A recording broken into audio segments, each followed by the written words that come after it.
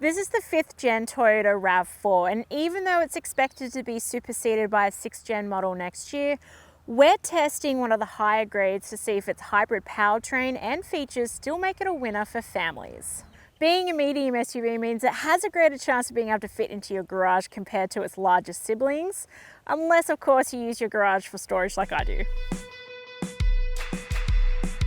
The model lineup for the RAV4 consists of 5 variants, and they're all available in either a front-wheel drive or an all-wheel drive.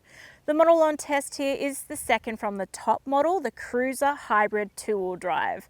And it competes against the GWM Haval H6 and the Nissan X-Trail, but its price point does position it at the top of that pack. The standard equipment for the Cruiser is pretty solid because you get leather appointed upholstery, electric front seats with heat and ventilation functions, as well as a sunroof and a 9-speaker JBL sound system. But the full specs are in my written review at carsguide.com.au if you need more info. There will be no design tweaks for the RAV4, probably in anticipation of that 6th gen model.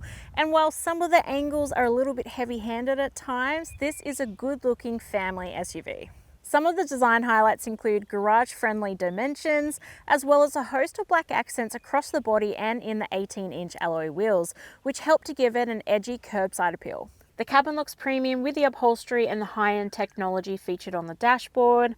The design is more based on functionality rather than style, which is typical of Toyota, but it really works in here because the simplicity makes this cabin rather relaxing to be in because you're not overwhelmed by lots of touchpads or gadgets. Access and comfort for the front row is excellent, and the extra seat functions make longer journeys very comfortable. I really like the 2-position memory function on the driver's side, especially if you often share driving duties with your partner. Storage up front is really good for the class, and there's multiple cubbies and trays to choose from. I also like how large the cup holders are because they really accommodate a large bottle, and that you get a sunglasses holder, which I always find handy. The 10.5-inch touchscreen multimedia system is easy to use and is now the same system that Lexus uses, which I find a lot easier to navigate than the old Toyota system. The next gen model should see the system upgraded to a 12.3-inch screen, which is more in line with its rivals. This model gets wireless Apple CarPlay and wide Android Auto, and I had no issue with the CarPlay this week, which is good. You get built-in sat-nav as well as multiple charging options with a single USB-A port, 2 USB-C ports, a 12-volt socket, and a wireless charging pad to choose from.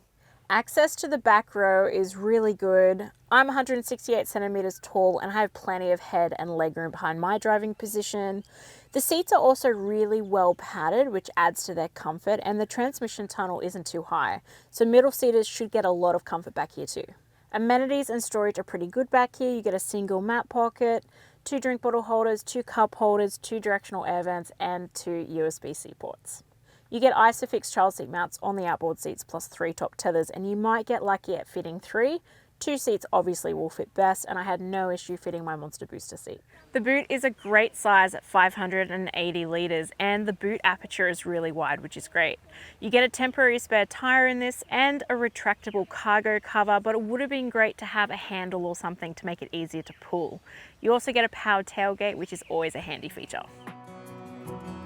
All RAV4s have a continuously variable transmission and share the same hybrid powertrain, which consists of a 2.5-litre 4-cylinder petrol engine and an electric motor, which combine to produce up to 160 kilowatts of power and 221 newton-meters of torque.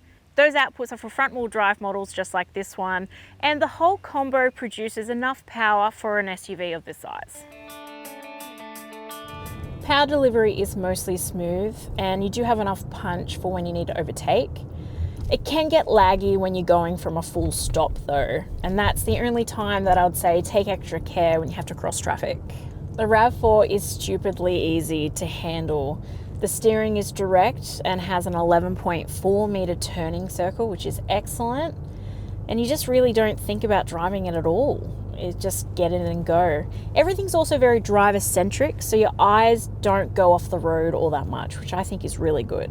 Suspension feels really well tuned for our Aussie roads and can even handle regional driving pretty well.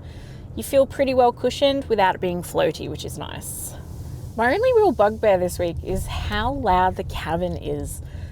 Around town, it's pretty refined. You get that EV quietness, but once you start hitting that 60 kilometers per hour mark or on the open road, my goodness, things start rattling, the dashboard starts squeaking and things are rubbing together. You get a really annoying wind whistle noise on this side.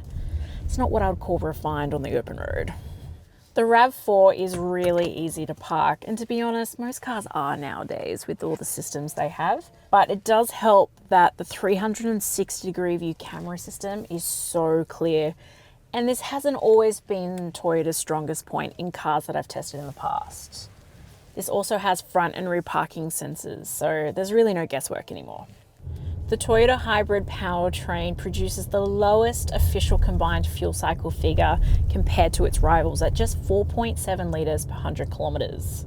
My real world usage is up on your screen now, and that's after doing a healthy mix of open road and urban driving this week. Based on the official combined fuel cycle figure and the 55-litre fuel tank, you should get a theoretical driving range of up to 1,170 kilometres, which is a fantastic range for a family SUV.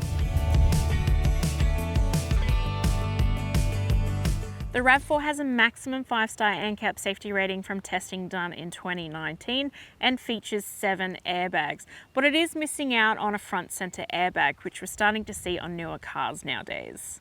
The safety list is impressively long, and you also get a digital rear view mirror in this model, which is great when you have hindered vision out the back window. But the full safety specs are in my detailed written review at carsguide.com.au if you need more info. The RAV4 is offered with a 5-year unlimited kilometre warranty, which can be upped by 2 years if you exclusively service with Toyota and on schedule.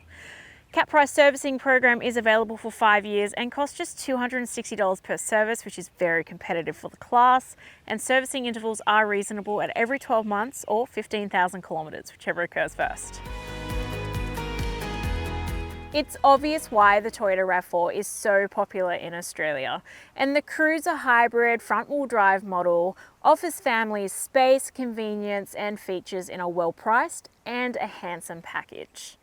The cabin noise was a major ick for me, but for everything else this model offers, it could be overlooked, and that's why it gets the score that's on your screen now.